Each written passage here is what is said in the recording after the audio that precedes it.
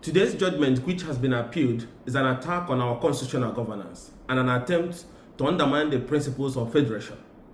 Now, how did a judge arrive at delivering judgment, knowing fully well that the subject matters upon which he wants to base his judgment on are all subjects of appeals pending at the appeal court and the Supreme Court on the issue of the legitimacy of those pro-Wike sacked lawmakers who decamped at a time there was no division in their party PDP into APC, and their seat automatically by virtue of the constitution became vacant.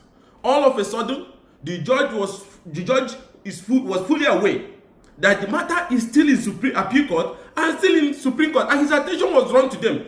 But he rushed to deliver a judgment to seize the sovereign allocation of the people of Rivers State based on a matter that is still being challenged. And not only that, there was petitions and manifest evidence that was brought before her of bias, but she still continued. So what was she rushing? Why was she rushing? To hear the matter in one day, reserve judgment, and then the next morning she has delivered a judgment. To achieve what? Just to throw Rivers, or attempt to throw Rivers into a state of anarchy.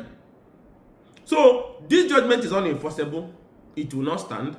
It has already been appealed. And let me make this very clear to Wike and his group. There will be no way forward on this matter until all the subject matters pertaining to the legitimacy of those former lawmakers whose seat has become vacant by virtue of their decampment is resolved by the Supreme Court. And I want to urge the governor of Rivers State, continue to show the maturity you are showing. Present your 2025 budget before the House of Assembly as properly constituted by Ugochinyere.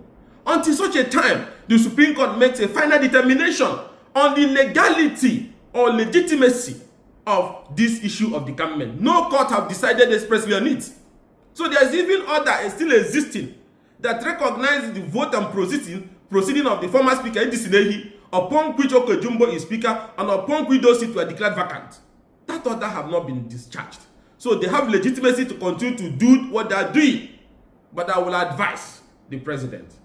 The problems of 1960 and 1980 started like this.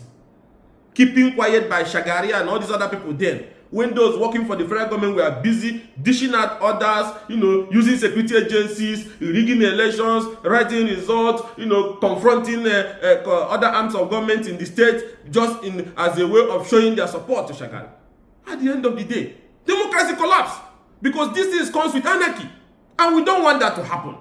The whole country is in total disarray as I speak to you now. Economic hardship, uncertainties, left, right, and center. And then one man is playing, and his group using our federal high court to show that maybe at the end, when they are done, Nigeria should completely lose faith in the judicial system. And I want the CJN to stop this whole thing happening at the federal high court. So today's judgment was an attempt to undermine constitutional governance. Unacceptable, unenforceable. The opposition does not accept it. It has been appealed, so nothing will happen going forward. But having said that, the higher courts have an obligation to discharge this order, which if not, other states where there is dispute between governors and some godfathers will rush to court and obtain order to seize allocation of a state. The federal government has no constitutional power to seize the allocation of another arm of government, the state government. These are constitutional. These revenues are federation revenue shared at the federation meeting, where the federal government takes their own share and the state takes their own share automatically. You cannot stop it. It will be like an overthrow and an invitation to anarchy. So it's unacceptable. It's a judgment that wants to lay the foundation for anarchy and disorder. So it's completely unacceptable. And I will urge the federal government to please call their appointees to order. This is how it happened in the 60s and 80s. They are not working for it. They are fighting for their own political relevance in a state they have lost because of their greed. Don't let them drag you down. Because when this whole thing will explode, Nigerians will not stand by your side. Because everybody is watching what is happening with our security agencies, with our judiciary, because of one man. What is he looking for? If you go by the judgment of the Supreme Court delivered by Justice Onogeden, in a situation where those seats has automatically become vacant, that was Joshua Daire and Dapialong. Those lawmakers decamped, and their seat automatically became vacant. And few members of the House of Assembly that was left then continued to preside, continued to conduct the affairs of the Assembly. The Supreme Court said they were right. until such a time by-election is conducted. So Okejumbo still remains speaker, and the house that he's piloting is still legitimate because there is vacancy in the seat of the 27. And if the INEC conducts the by-election, then the house will have a full quorum. But the Supreme Court said they can continue to carry on the business of the legislator, like budget passing and so on and so forth, until such a time that by-election is held. So Governor Fubara is going to present the 2025 budget before the Okejumbo-led House leadership, and nothing can change that. And let us get this clear. We're not going to destroy our constitutional democracy and judiciary because of one man, desperate ambition to seize institutions of governance to himself.